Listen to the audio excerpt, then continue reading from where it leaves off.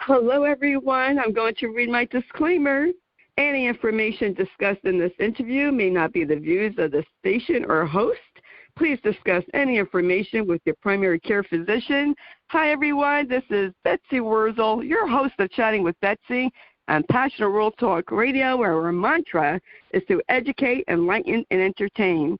Folks, you are going to want to listen to my guest today. Yes, I do have phenomenal guests. Yes, I do get excited about my show and every guest that comes on.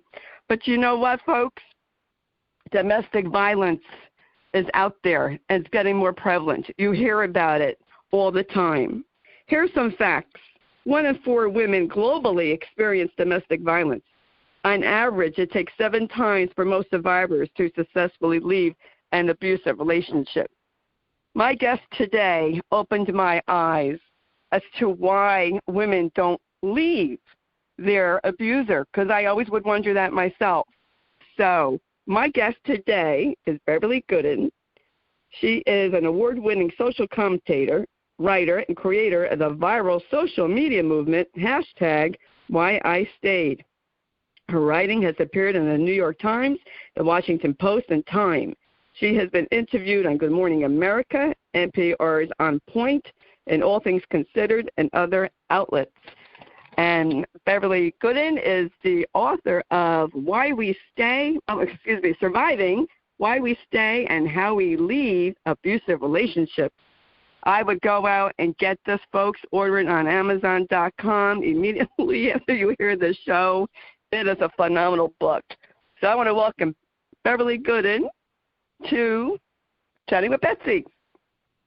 Thank you, Betsy. Welcome, Bev. It's so good to be here. Thank you. I appreciate you having me. Oh, you're welcome. It is my pleasure. Beverly, I always ask people who write books, what motivated you to write this book? And I am so glad that you did write this book. So I'm going to thank you for writing this book, but I'm also sorry that you went through what you went through. Yeah, I cannot say that I ever wanted to write a book about domestic violence. I have always been a writer. My undergraduate studies were in journalism. So I always loved writing, but I always loved writing about other people. I was very interested in, the stories of others and the experiences and, the successes and the joys and the traumas even. But I never liked to write about myself. And so I was in a marriage for about 2 years. I dated him for about a year before that. And that marriage turned physically violent. And I always kind of catch myself when I say turned violent because I'm trying to stop saying that. Things don't turn violent. The person became violent. And so I'll rephrase that. My ex-husband was physically abusive to me, and I stayed with him. Now, before I met him, before I was in this relationship, I had never experienced abuse. I had not dated anyone who was physically or emotionally or verbally abusive.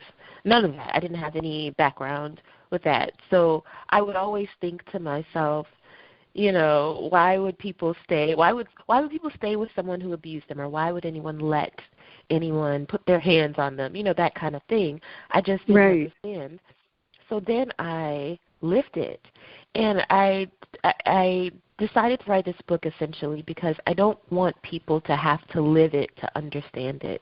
I don't want people to have to go through domestic violence in any way to just fully understand how survivors experience abuse and how they leave abuse. And so when I got out of my marriage, I decided, I'm going to research it, kind of go back into like my prior mode. I'm going to research it, write about it regarding other people, but never speak about it from a personal level.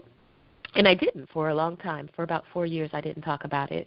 And I would do things like, do the 5K walks or, donate to my local agencies, but not speak out about it. Until 2014, when there was a video of a football player named Ray Rice.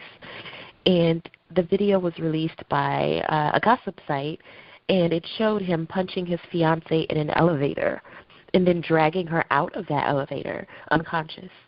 And I remember I was on social media that day, and the video came out. I didn't watch it at first because I saw what it was about, and I decided that wasn't going to be for me. But I turned my attention to the responses.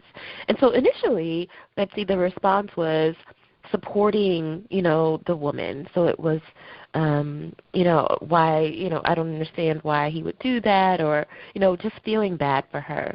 But then shortly thereafter, the news came out that she had gone on to marry him after this incident. And that's when the conversation turned.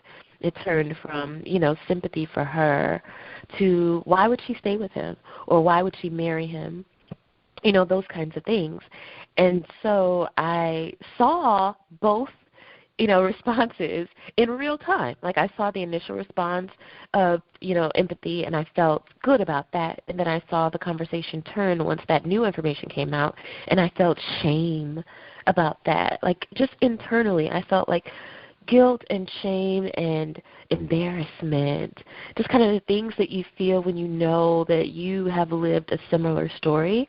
I wasn't famous. My ex-husband wasn't an athlete, and so, nothing in that vein was similar. But I also went on to marry the person who hit me after he hit me. And so at that moment, I started to tweet some of my reasons for staying in the relationship after the abuse started. And I created a hashtag, and the hashtag was hashtag why I stayed. And it went viral for a few days. And then I decided, I still wasn't going to talk about it. Like, it took a long time to get to writing the book. And this is 2014, and I was like, okay, that happened, and that's it. Like, I went on to speak about domestic violence, but I still kept turning it outward. I would talk about the issue, like sociologically, or stories of other people who are experiencing domestic violence. And so in 2017, 2018 is when I started to write this book, maybe a little bit earlier. But it was really private at first. I was just kind of thinking through what I wanted to say, still exploring the sociological aspects of abuse, but just kind of like sprinkling in my own experience.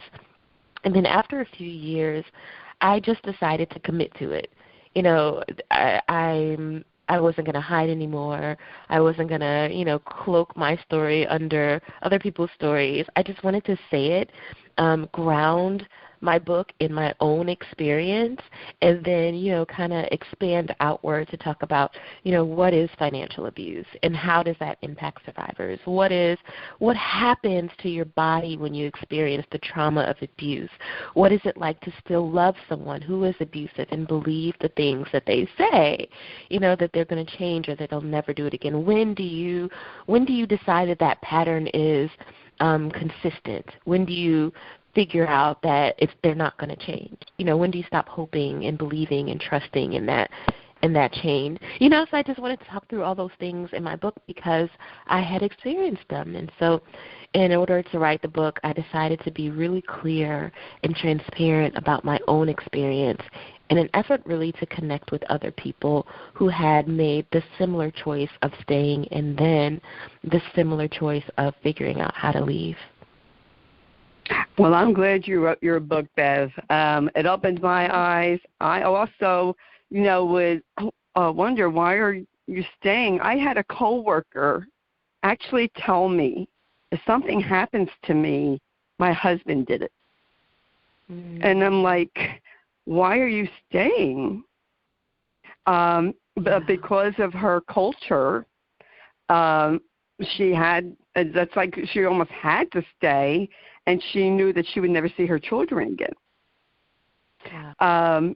I had a neighbor say to me, and her husband was a lawyer, and they did take him away one time, and you saw his bow and arrows the police were putting in the trunk, and she said, if something happens to me, he did it.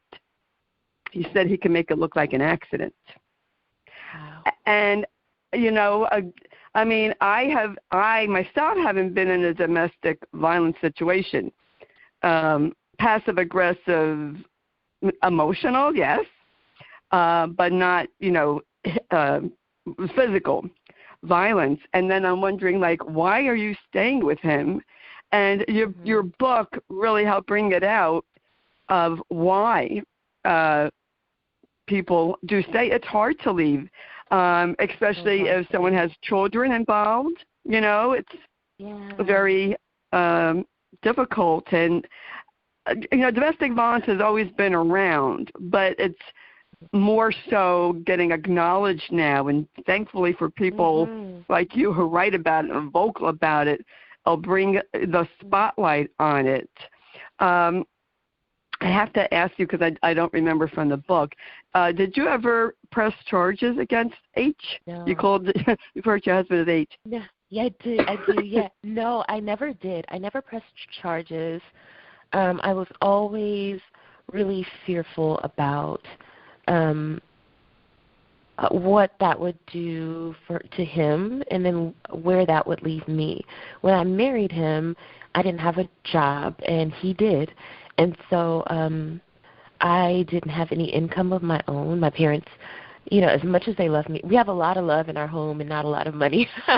You know, so as much as they, I understand. You know, as much as they, you know, so as much as they love me, I knew that they couldn't financially fully support another adult in their home. Like it just wasn't something they would have tried to, and at any cost, you know, and it would have probably destroyed them financially. And I wasn't willing to put them in that situation.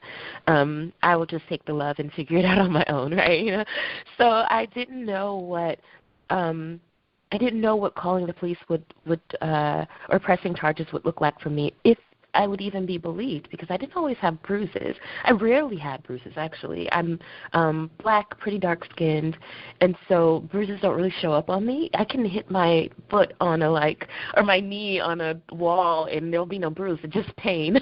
You know, that's just my skin color. So, like, I didn't have evidence. I didn't have proof, and I just didn't know that would be a successful venture for me. So I never called the police.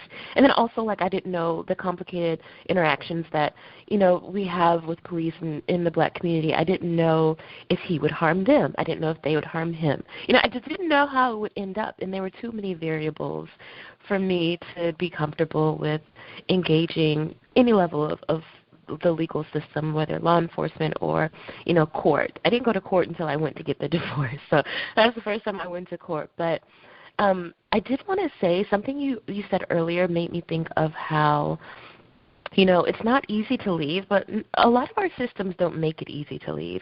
When I was getting divorced, I found out that I had to stay in the county that I lived in order to file for divorce, because there was a residency requirement to be able to file for divorce in the first place. And so, like, victims will find themselves in situations where, you know, they want to leave, but they actually can't get that far away, because then they won't be able to take the necessary legal steps to get out of the marriage. I always think about how, I think I wrote about this too, I think about how our systems are designed for families. You know, our systems are designed to support families, encourage creating families and sustaining families. Our systems aren't really designed for, you know, breaking down families, you know, or separating families or not having families, you know. And so I found in my pursuit to leave the family I'd created that everything was really fighting against me, even when it came to social services and trying really hard to get food stamps when I didn't have any food. It was so difficult, you know, because I wasn't coming with, you know, partners or children. It was just like, well, you should be able to make it on your own. All you have is you. And it's like, I don't even have any food. I don't even have a bagel. Like, I have nothing. I have nothing to eat, and I just need food. So it's hard to leave for a lot of reasons, but I think all the time about how, you know, our systems don't support leaving. Our systems support staying. Our systems want you to stay and work it out. At one point I went to see a counselor. My ex-husband and I went to go see a marriage counselor. And even the marriage counselor, when faced with my ex-husband saying to him, I do hit her, those words coming out of his mouth in the counseling session, the counselor then said, well, not my ex-husband, you need to figure out ways to get him not to hit you. Not, how can I save you? Not, let's get you out of there. Not, you know, you need to separate or break up or nothing like that. Just how do we preserve this marriage? And that really opened my eyes to how difficult it can be. Yes, that was mind-blowing to me when I read that in the book.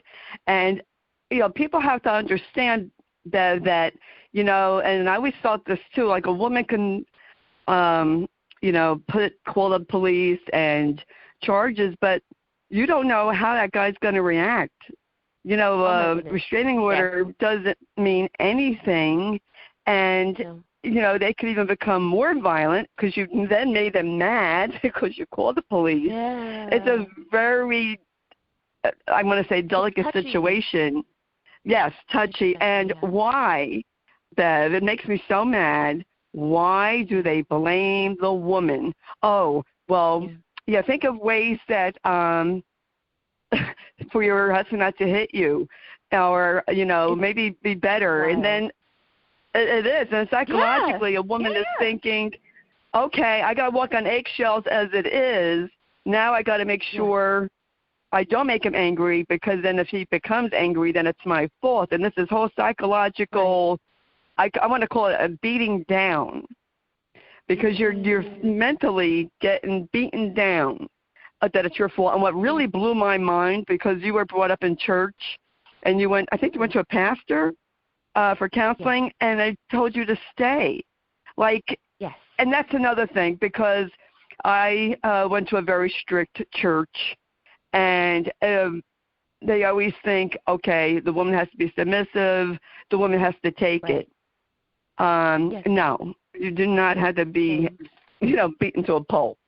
Absolutely not. Yeah, it was I felt hopeless, Betsy. I just felt when faced with the pastor or saying that, or the church person saying that, and then also the marriage counselor saying that, I felt so, I don't even know the word really, and I felt hopeless. I felt like I was going to die. I felt like I was going to die in this marriage, and that no one wanted to save me.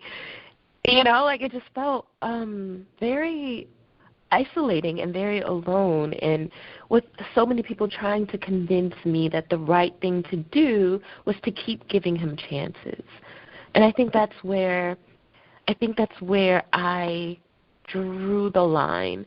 It is that by the time I went to other people to tell them what was happening, I'd already given him dozens of chances, So then to go and seek help, which is really hard to do when you're saying, someone's abusing me, I need help. It's a very vulnerable situation to be in. So then be told, just give another chance, find a way to get him not to hit you, or, God doesn't like divorce and you need to submit to his authority and, and pray that, the devil will stop, making him, all these things, at anything really other than let me help you get out, and so I wrote a chapter called No One Is Going to Save You, and I titled it that way purposely because I saved myself. No one came to save me.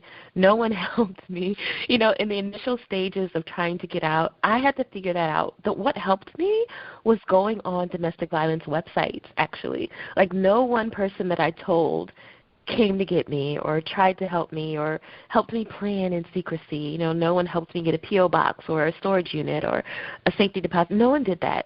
I went to domestic violence websites once I was able to come to terms with the fact that that's what I was experiencing, and I read nonstop about how people get out of abusive relationships, and really thank God for those websites, and those people who write, the content on those websites, because they helped me learn what I was experiencing, because I didn't call it domestic violence for a long time.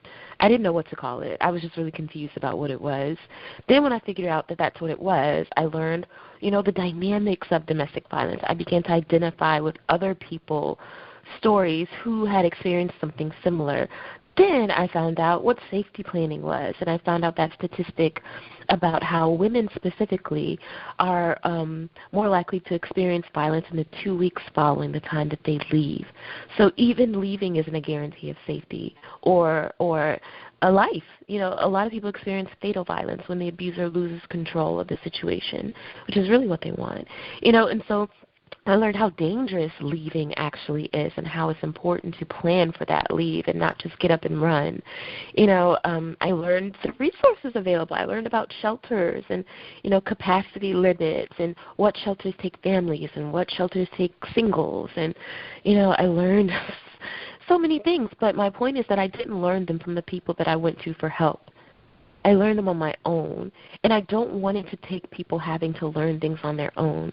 I want the world. I mean, that's really ambitious, but I want society locally and at large to hear someone say, "I'm being abused. I need help," and not judge them and not blame them, but ask, "What kind of help do you need? How can I help you?" I really wish that someone would have said those words to me. "How can I help you? You know, what do you need from me?" I wanted that, and I may not have had the answer. I may have just said, you know, "I just need somewhere to stay. Can you help me get into a motel for a week, or can you help me find a shelter?" You know, not asking for money even, just asking for help and guidance and advice. No one ever did that, and I part of my goal and my mission in writing this book and continuing to speak about domestic violence is to make it so that people don't have to ask for help in that way. They don't have to wonder if they're going to be able to get help. They'll know that they can get help. And I feel your passion.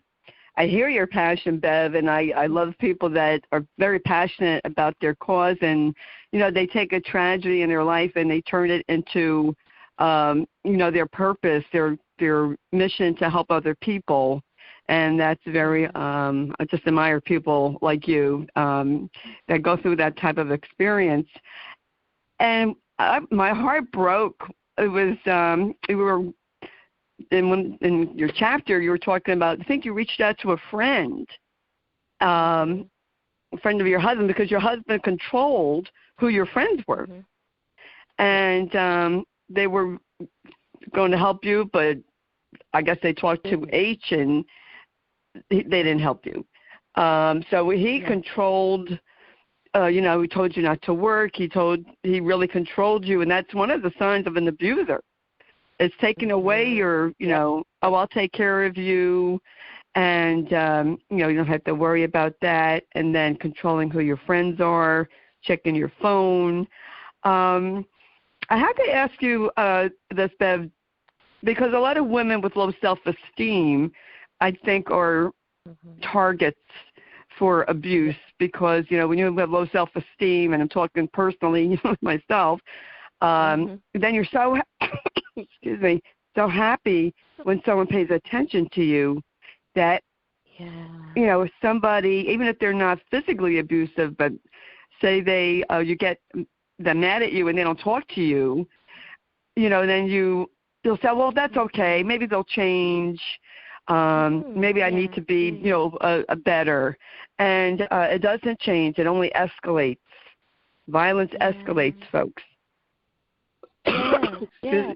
You know, I think that I have always, in my 20s, you know, in my teens and 20s, I struggled a lot with self-esteem and self-confidence. And I really, dating is hard, and, you know, you find someone who thinks you're amazing and beautiful. All the things that you want to feel about yourself, they reinforce that. You know, they tell you those things, and you're like, "Oh, my goodness, like, I've been waiting for this my whole life. This is exactly what I wanted. I wanted someone to tell me the good and beautiful things about myself instead of the bad and not beautiful things I tell myself about myself."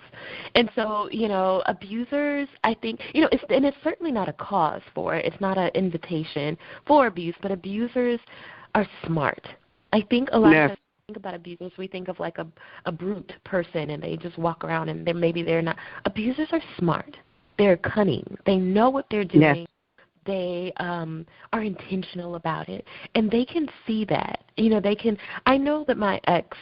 I think several things about my ex. I think my ex-husband loved me as much as he could love a person, that he was capable of. He also had experienced abuse in his background, and so I think that trauma stayed with him, and he just kind of normalized relationships in that way. But also, he knew what to say to me to get me back. Like he knew how to handle me in regards to, my desires, my wants, my self-esteem, my levels of confidence. He knew me well enough to know how to pull those levers, or manipulate that. And that's part of the reason that it was easier for me to decide to stay, is because you begin to think, well, no one's going to love me, like they love me. Or, I've been dating all this time, and I've only found this one person who loves me in this way. So, I'm not going to find that again. And then they're like, you're right, you're not going to find that again. I'm the only one who can ever love you.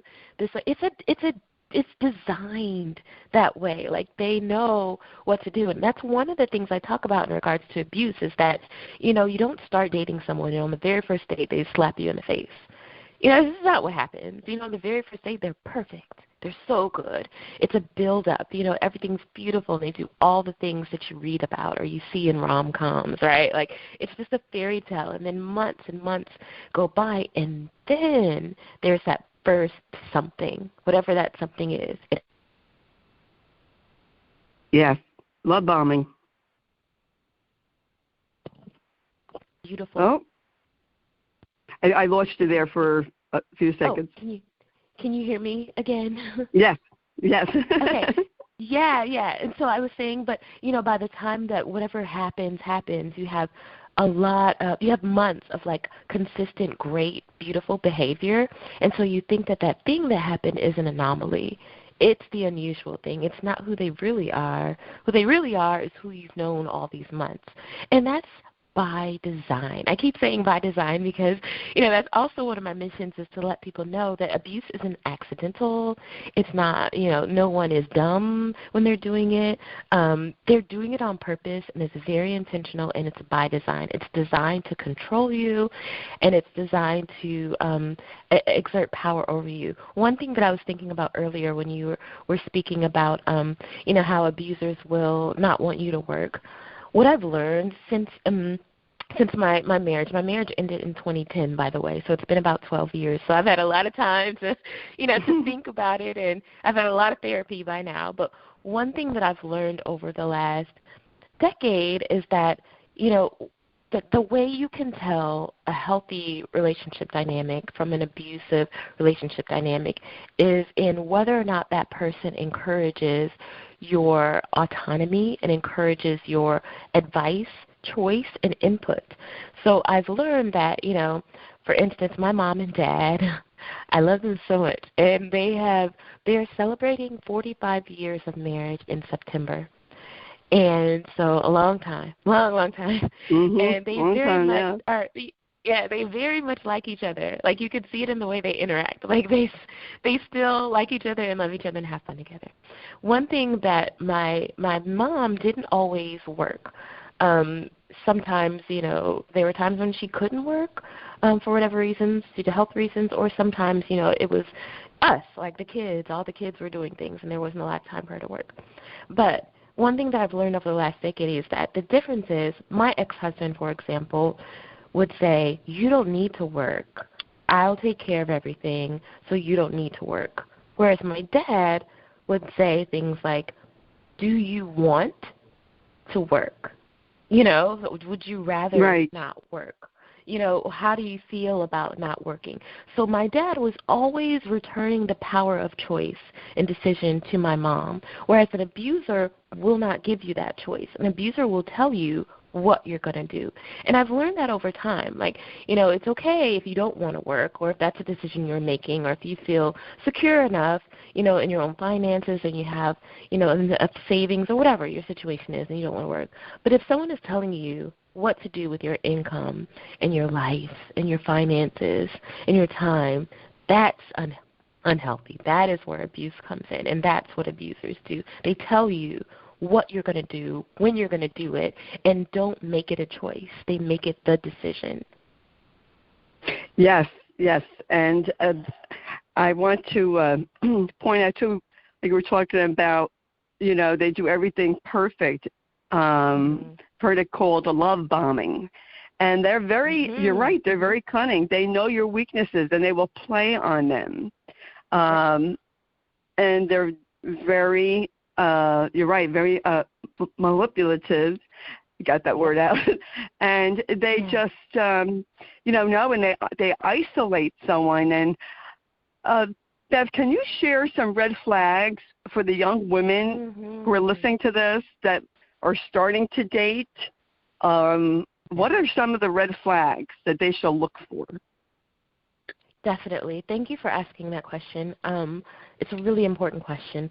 Some of the red flags that are I'll start with some red flags that are super, super obvious but can be easy to ignore if you're really into a person, right? So the controlling behavior is like telling you where to go. I think I cut out again. Can you hear me? Yes, I heard that one. I'm so sorry. I think it's my phone is getting out. I'm gonna move it to the window. Okay. So yes. So controlling behavior is telling you where to go, who to talk to, who should be your friend, or things like they want your password to your phone and you don't want to give it. Or you do want to give it. They just want it. Why do they want it? You know, they want your passwords to social media. They want to read your DMs or your text messages, things like that. Those are red flags. Other things that are super common are extreme jealousy. So why are you talking to that person? Or why aren't you paying me all the attention? Why are you giving them attention? For instance, like if you're in college, which is a common time that people experience their very first abuser, I think that's important for parents to know, is that most people run into their very first abuser in college. So that 18 to 22 window is critical. But anyway, so if you're in college and you're dating someone and you have a group project and there's a guy in the group and your partner is like, well, you know, who's this guy? Why are you talking to this guy? Why is this guy texting you? What is he talking about? Why does he need to talk to you? Things like that. You know, that's a sign. No, first of all, you can talk to whoever you want to talk to. But second of all, it's a group project, and there will be guys around. That's a very normal part of life, unless you're at a gender-specific institution. You know, so things like that are red flags immediately. Some things that are more subtle are kind of manipulative speech. So a lot of us are guilty of this in our past, but sometimes people will say things like, well, I want you to do this thing, and, you know, it seems like you don't want to do it, or you don't want to do it. If you love me, you know, you will do whatever, you know, do this thing I'm asking you to do, or send this picture, or, you know, come to this party. I don't know. But it's that if you love me statement that is indicative of something a little bit sinister. It's definitely a red flag, because no one should be telling you, if you love me, you'll do. If you love someone, you want to give them the freedom to make their own choices. That is a pure, good love. That's a healthy love. Not if you love me, you'll do exactly what I say. That's emotional manipulative. And usually that's how the subtle abuse starts. It's in the emotions and not in the physical. You know, like I was saying before, if they punched you on your first date, you know, that's the red flag of all red flags, right? But It starts rather subtly. You know, it's that emotional, psychological abuse. Gaslighting is another red flag. So gaslighting is kind of common now, and some people use it incorrectly. So just to kind of define what it is, gaslighting is when a partner tries to, how do I want to say this? They try to make you doubt your own thoughts, your own eyes, even what you can see. It comes from a film, I think in the 70s maybe, where the person's partner would play with the lights, and, you know, the person, I think I'm saying this right, would believe that the lights were on, and then the lights would not be on, and their partner would say, the lights were never on. What are you talking about? But they know that they just saw it. So an abuser is trying to make you doubt yourself and trust in them. And that's the second piece of gaslighting that doesn't get talked about enough. They want you to doubt yourself, what you can see, and believe what they're saying so that you lose trust in yourself and put all of your trust in them. And that's an abusive behavior. That's a red flag. And that can come in the form of, not necessarily lights in the house, but say, for instance, you see them reading through your text messages, and then you take your phone and you say, why were you in my text messages? And they're like, I wasn't in your text messages. I was watching a YouTube video. But with your own eyes, you saw that they were in your text messages.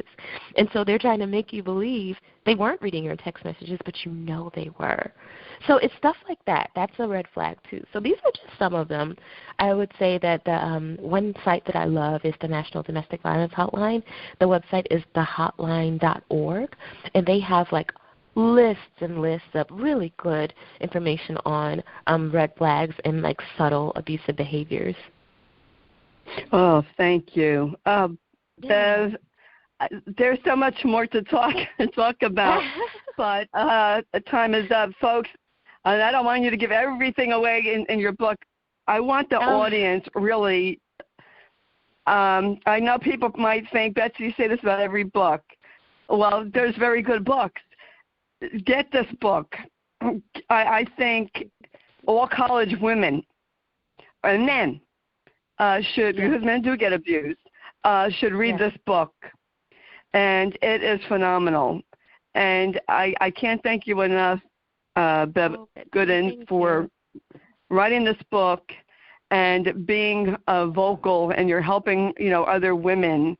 And that is very admirable of you to, to do. And, we want to share, and this is what the show is about, is sharing resources, letting people know that you're not alone. They think people think you're alone, but you're not alone. This is resources. And, Chatting with Betsy provides resources for people to help them in whatever their struggle is. And this is why I do what I do, because I want to help other people. You want to help other people, Bev. And thank you for doing it. You're welcome. You are so welcome. And I want to give advice to parents out there. And I think you'll probably agree with me, Bev. Yes. Parents, please, I beg you, do not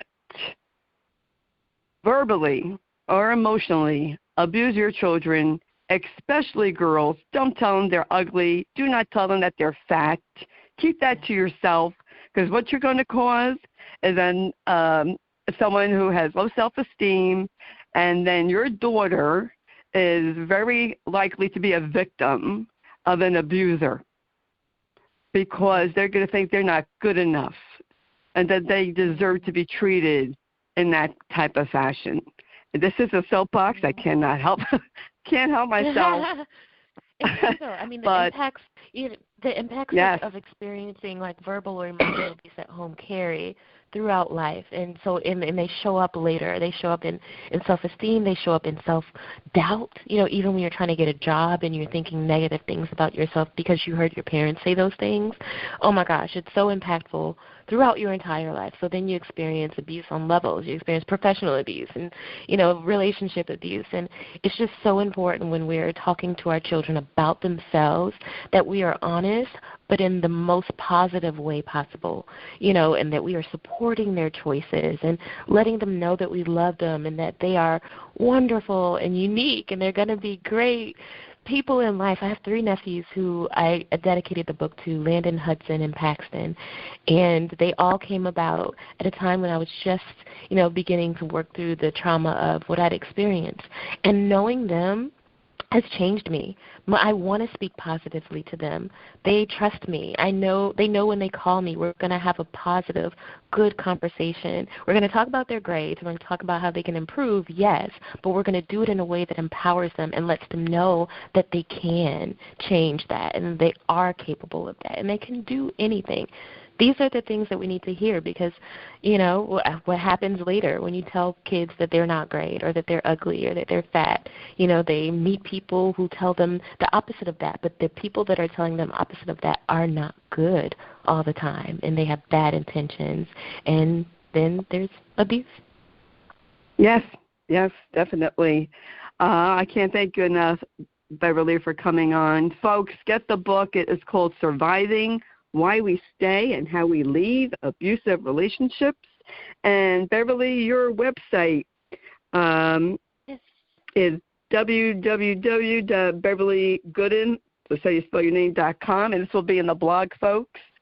And I would go on and check out the website, and the book is available at Amazon.com, and check your local bookstore. Ask them to order it for you if they don't have it. So I want to thank you, Bev, for coming on and sharing about your book and your life. You're welcome. You're welcome. Folks, if you missed any of this show, you could hear them wherever you hear your favorite shows or podcasts. It is free to subscribe to Chatting with Betsy. I am on Apple, Spotify, Spreaker, to name a few. I want to thank Jeannie White, who is station manager, who writes the blog, so please read the blog, and produces the show. And I want to thank Lillian Caldwell, CEO of Passionate World Talk Radio, who makes this all possible. And I want to give a shout-out to Lisa Warren, president of Lisa Warren Public Relations, who arranged this interview. I